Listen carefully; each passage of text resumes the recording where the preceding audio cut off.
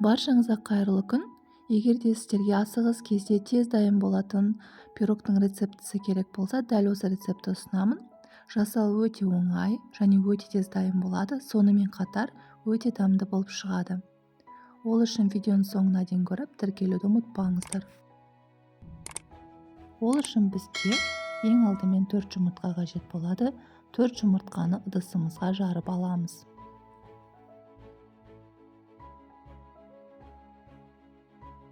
Артынан тұзды және қантты қосатын боламыз. Миксердің көмегімен ағарғанша миксерлейміз. Яғни көбірек миксерлеген сайын пирогтарыңыз биік әдемі болып шығатын болады. Бір қалыпты маса болғаннан кейін сүтті және сұйық майды қосамыз. Артынан қоюлатылған сүтті қосамыз. Барлығын қосып болғаннан кейін миксердің көмегімен тағы да бір қалыпты маса болғанша араластырамыз. Барлығын араластырып болғаннан кейін ұнды және де қопсытқышты қосып електен міндетті түрде өткіземіз. Тағы да бір қалыпты маса болғанша араластырамыз. Барлығын араластырып болғаннан кейін дайындап қойған формамызға массаны құямыз.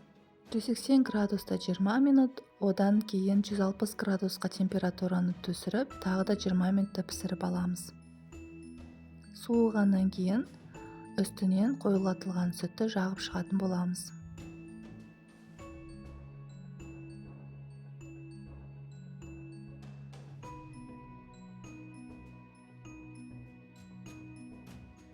Жағып болғаннан кейін бетін жаңғақпен әсемдеп шығамыз.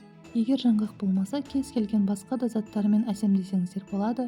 Шоколадты ұнтақтап сепсеңіздер де болады. Барлық өз еркілеріңізде.